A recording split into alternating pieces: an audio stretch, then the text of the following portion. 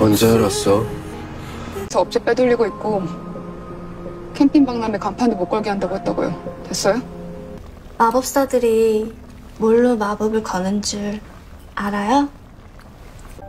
같이 밥이나 먹든가요. 가요.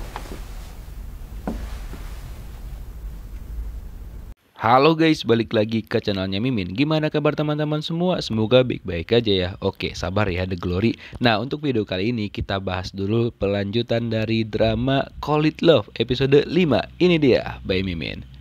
Nah, kalau misalkan teman-teman masih ingat adegan ini ketika Dongjin lagi mabok karena dia lagi banyak banget pikiran, ditambah lagi orang-orang di sekitar dia tuh banyak banget berkhianat kepada dirinya. Ternyata ketika itu dia itu udah diikutin sama Shim Woo-ju secara diam-diam. Wah, ada yang udah mulai bucin nih. Kemanapun Dongjin pergi tetap diikutin sama Woo-ju karena dia kayaknya khawatir dan dia juga mendengarkan percakapan dari Dongjin di telepon bersama dengan temannya Desi Sunwo dan dia juga mendengarkan apa masalah yang dihadapin sama Dongjin. Nah, karena Dongjin dalam keadaan lagi mabok tuh kan. Nah, ketika dia mau nyebrang, dia hampir aja ketabrak sama mobil. Tapi untung aja pada saat itu Woo-ju langsung dengan sigap menyelamatkan Dongjin dari sana dengan menariknya. Kalau enggak, kagak tahu dah tuh apa yang terjadi kepada Dongjin. 그러니까 미련하게 왜 1년씩이나 참아주냐고. 바람난 거 알았을 때 바로 버렸어야지. Shim Woo-ju marah-marah kepada Dongjin karena hal yang dilakukan Dongjin itu sangat-sangat tidak baik. Tapi ternyata di sini Dongjin menjelaskan bahwa dia sama sekali nggak berniat untuk bundir. Terus dia juga meminta kepada Shim Woo-ju untuk jangan mengikuti dirinya karena dia pengen sendiri aja. Nah, sementara itu sang mantan Kang Min Young juga lagi pusing nih karena udah tidak diterge lagi sama Dongjin. Kemudian Sunwo mencoba untuk memberikan nasihat kepada Kang Min Young, tapi sama sekali Sunwo juga kagak didengerin sama Kang Min Young. Sampai-sampai Sunwo bilang emang nih orang keras kepala banget. Ya wajar aja, Dongjin juga kagak mau lagi balik sama dia. 받아요. Sementara itu Shim Woo-ju ternyata masih berada bersama Dongjin dan dia pun membelikan sesuatu kepada Dongjin, yaitu obat untuk mengobati tangannya Dongjin yang lagi terkena pecahan kaca ya kan. Nah, tapi Mimin berharap tuh agak diobatin gitu sama Woo-ju, tapi ternyata malah Dongjin sendiri yang ngobatin. Nah, Shim Woo-ju juga nanya nih sama Dongjin kenapa kagak balas dendam aja tuh sama mantannya dia. Terus Dongjin bilang apa gunanya balas dendam? Ya udah, hal yang paling terpenting untuk melupakan semuanya adalah dengan bersikap ya udah abaikan aja gitu. Nah, dari situlah si Shim Woo-ju kayak terpukul gitu dengan rencananya dia mau balas dendam. Padahal balas dendam itu bisa jadi bakal menyakiti dirinya sendiri. Terus Shim Woo-ju juga mengatakan kepada Dongjin bahwa kayaknya si Pak Cha itu yang udah menggagalkan semua rencana pamerannya Dongjin. Mulai merebut semua klien di belakangnya Dongjin, bahkan hal yang lebih parah lagi, Dongjin tidak akan pernah bisa lagi mengadakan pameran berkemah. 마법사들이 뭘로 마법을 거는 줄 알아요? Sementara itu Shim Hye-sung pergi makan berdua nih sama Yoon-jun, di mana Yoon-jun masih harus dengan sabarnya mendengarkan cerita dari Shim Hye-sung tentang orang yang sedang dia taksir. Cuma nih kayaknya mereka berdua ini bakal berjodoh sih menurut Mimin ya. Kalau menurut teman-teman gimana? Silakan buat komentar kalian di kolom komentar ya. Memang awalnya terlihat bahwa si Yoon-jun itu kayak kurang nyaman dengan kakaknya si Shim Woo-ju karena kan kadang-kadang agak lebay, tapi bisa jadi nantinya dia bakal suka. 씨발 깜짝이야. 왜 아침부터 욕을...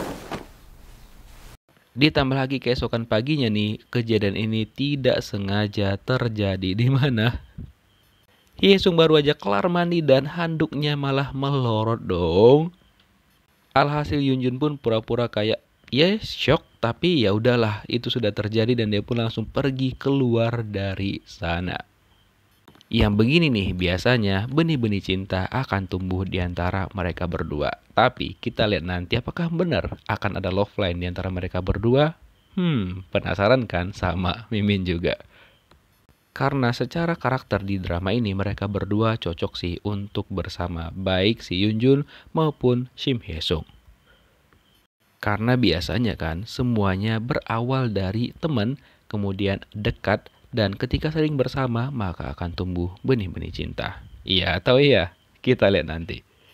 Kemudian Sunwoo menemui Dongjin dan dia meminta maaf karena sudah tidak memberitahukan tentang si Minyong kepada Dongjin. Tapi Dongjin lebih memilih untuk tidak membahasnya sama seperti biasa. Cuma Sunwoo tetap gak enak sama Dongjin dan dia tetap meminta maaf. Setelah itu mereka memutuskan untuk menemui lagi klien-klien mereka untuk memastikan omongan dari Shim Woo-ju apakah benar situasi yang terjadi kalau klien-klien mereka bakal mundur karena udah dibujuk dan juga diambil sama si Pak Cha.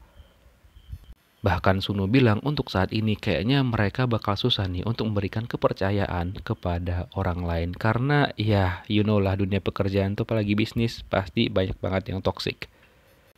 Kemudian Shim Woo-ju yang lagi ada di kantor mulai khawatir nih karena si Dongjin sampai sekarang belum masuk ke kantor. Wah, seperti yang Mim bilang tadi ada yang udah mulai bucin nih dan kepikiran sama Akang Dongjin. Wah, apakah Shim Woo-ju bakal lupa dengan balas dendamnya dia ya? Nah, Dongjin dan juga Sunwoo sudah menemui klien mereka satu persatu tapi ternyata emang benar yang dibilang sama Shim Woo-ju bahwa klien mereka itu kayaknya udah nggak tertarik lagi dengan mereka. Bahkan sekretarisnya Dongjin bilang sama dia bahwa ya emang gak ada nama pameran atas perusahaan mereka. Wah bener-bener tuh si Pak Cha. Terus si mbak mantan nih ternyata dia tidur dengan nyenyaknya. Tapi ya begitulah keadaannya teman-teman. Dia pusing juga karena kagak diterge tadi sama Dongjin hasilnya dia mabok. Dan setelah itu dia mendapatkan telepon dari Pak Shin di mana si Pak Shin ini menagih kapan dia mau berinvestasi kepada perusahaannya si Pak Shin. Nah di sini Minyong bilang ya udahlah entar dia mau ngebaca dulu berkas-berkas yang diberikan sama si Pak Shin. Tapi si Pak Shinnya agak maksa gitu dan Minyong pun agak marah. Alhasil ya udahlah diizinkan sama si Pak Shin. Terus si Minyong itu mau pergi ke tempatnya Dongjin. Jadi dia menelpon si Sunwoo tapi Sunwoo kagak ngangkat karena dia segan sama Dongjin. Jadi dia lebih mengabaikan telepon dari Minyong. Kemudian Minyong langsung udah sampai nih ke kantornya Dongjin dan dia pun langsung turun dari mobilnya. Nah, pada waktu itu ternyata Shim Woo-ju itu melihat kedatangan dari mantannya Dongjin ini. Dan dia pun kayak udah tahu kalau misalkan si Mbak Minyong ini adalah mantan dari bosnya dia sendiri. Sementara itu Dongjin berbelanja seperti biasa ke supermarket. Nah setelah dia belanja ternyata tidak sengaja adiknya Shim Woo-ju itu bertemu dengan Dongjin. Lebih tepatnya dia melihat Dongjin di sana. Nah setelah itu dia melihat Dongjin juga langsung pergi ke motel. Loh ngapain tuh ya kan? Karena dia curiga hasil dia nelpon kakaknya Woo-ju dan memberitahukan bahwa kayaknya Dongjin tuh mampir ke motel deh. Emang dia lagi ngapain? Apakah dia bersama perempuan lain? Tapi Shim Woo-ju awalnya nggak peduli. Alhasil setelah dinasihatin sama kakaknya dia akhirnya penasaran juga kira-kira ngapain tuh bosnya di motel sendirian atau ya lagi berduaan sama orang lain. Nah ternyata dia itu lagi nunggu seseorang dan ternyata orang itu sampai sekarang kagak datang yang bernama Paman Daehong. Kayaknya yang di perkemahan itu sih. Sampai-sampai Dongjin tuh ketiduran nungguin si Paman Daehong itu yang tak kunjung hadir. Semoga si paman itu kagak berkhianat juga sama dia ya. 우리 오빠 집 팔아서 언니 아들 다 준 거야? 내가 너한테 그것까지 말해야 되니? Terus emaknya si Dongjin ini masih aja nyombong setelah ngambil harta dari ayahnya Shim Woo-ju. Ataupun ya suaminya sih. Nah tantenya Woo-ju tuh kayak meminta tolong nih kepada si ibu ini karena dia belum ngebayar sewa tempat kerjanya dia. Tapi emaknya Dongjin ini kayak malas juga ngebantuin si saudaranya ini. Karena kagak dibantu saudaranya ini kayak awalnya baik tapi di belakang malah kayak gini nih. Banyak nih saudara-saudara yang kayak gini. Lichnut. 계약이 미뤄진 게 아니라 취소된 거래. 진짜 차 과장님이 김건희랑 어제도 통화하는 것 같던데. Kemudian di kantor ternyata Shim Woo-ju mendengarkan tentang apa yang terjadi nantinya tentang nasib perusahaan mereka. Nah Dongjin dan juga Sunwoo itu masih mendatangi nih teman-teman mereka dan juga klien-klien mereka. Ternyata benar dong si Pak Cha adalah orang yang sudah menemui klien-klien mereka dan juga memaksa mereka untuk pindah ke tempat lain. Dan di sini juga si Pak Cha ternyata mengumpulkan orang-orang di kantornya tuh. Ketika Dongjin lagi nggak ada, Sunwo juga nggak ada. Jadi dia bilang bahwa dia bakal resign duluan dan juga berjanji kepada mereka untuk kayak memberikan sesuatu ajakan juga untuk meninggalkan perusahaan. Karena enak nih, Shim Woo-ju langsung pergi dari sana dan bilang bahwa istirahat makan siang udah selesai, jadi nggak bisa lagi lanjut ngobrol dan harus kembali bekerja lagi. Nah, Shim Woo-ju karena kasihan sama Dongjin dong, karena orang-orang di belakang dia pada kagak ada yang bisa dipercaya, dia langsung nelpon si Dongjin dan membeberkan semuanya. Nah, kebetulan ketika Shim Woo-ju lagi nelpon itu, Dongjin juga berada di tempat yang sama. So, dari sini bisa kita lihat bahwa Shim Woo-ju sudah memutuskan untuk membantu Dongjin. Apakah dia sudah tersadar kali ya bahwa Dongjin itu tidak seperti emak tirinya dia?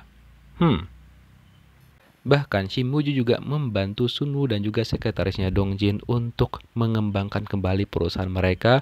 Dan di sini Sunwoo sepertinya sudah mulai tidak benci lagi kepada Shim Woo-ju. Baguslah, itu adalah sesuatu yang baik juga untuk Woo-ju. 내일부터 최선 전람회 차영민 과장 자리는 없습니다. 출근하지 마세요. Sementara itu Dongjin pergi menemui si Pak Cha dan dia langsung memecat si Pak Cha pada malam itu. Nah, si Pak Cha kayak ngerasa kagak ada bersalah sama sekali dan dia bilang sama Dongjin kalau di bisnis itu jangan terlalu jujur. Pak, justru orang-orang kayak lo nih yang kagak bagus di bisnis, tahu. Dan orang-orang seperti Dongjin inilah yang harus dipertahankan, bukan orang-orang kayak lo Pak Cha ya, kagak jujur sama sekali dan juga selalu berbuat licik. Semoga lo dapat ganjaran ya, harus tuh, kagak terima gue kalau enggak. Nah, setelah menemui si Pak Cha, Dongjin bilang sama si Woo-ju bahwa dia bakal ke kantor. Terus Woo-ju pun bilang dia bakal nunggu si Dongjin sehingga mempersilahkan Sunwoo dan juga sekretarisnya Dongjin untuk pergi duluan. Nah, mereka curiga kira-kira si Woo-ju mau ngapain ya. Terus sekretaris Dongjin bilang ya udahlah itu urusan pribadi, nggak usah terlalu dicampurin. Lalu Woo-ju bilang ke Dongjin bahwa ya udah dia bakal nunggu dan ngajak Dongjin makan bersama dong. Sudah bucin detektif banget nih. Tapi si mantan datang dong ke sana nyelonong. Dia nanya sama Shim Woo-ju, ada lihat Dongjin nggak? Shim Woo-ju bilang ya kagak ada. Terus langsung kena savage sama Shim Woo-ju. Dia bilang langsung lo selalu muncul tiba-tiba ya, padahal kagak diundang sama sekali. Dan gak lama setelah itu Dongjin datang dan sok-sokan nih si mantan mendekat kepada Dongjin dan berharap bahwa dia bakal direspon nih sama Dongjin. Tapi Dongjin kagak ngerespon sama sekali. Dan dia tetap berusaha nih dan bilang sama Dongjin bahwa dirinya bakal berusaha ngebantu Dongjin karena dia berpura-pura nih bakal menjadi investor si Pak Kim gitu. Tapi walaupun dia menceritakan hal itu, berharap Dongjin bakal menganggap dia sebagai pahlawan gitu kan. Tapi maaf banget mbak, Dongjin tidak semudah itu untuk ditaklukkan setelah apa yang udah lo perbuat sama dia. Bahkan dia bilang ke Dongjin dia kagak jadi nikah ataupun bla bla blanya. Tapi Dongjin tidak peduli sama sekali dan langsung ngajak Woo-ju pergi dari sana. 가요. Dia langsung megang tangannya Woo-ju dan meninggalkan si Kang Min-yong. Dan di sini Woo-ju juga ngebantu Dongjin untuk ngebalas dendam kepada Kang Min-yong. Dia langsung menggenggam tangannya Dongjin. Wah, makin seru nih guys. Kang Min-yong bye, udah ke laut sana. Kira-kira bagaimanakah kelanjutan kisahnya teman-teman? Oke, kita lihat di review episode 6. Oke, thank you for watching guys. See you on next video. Bye-bye.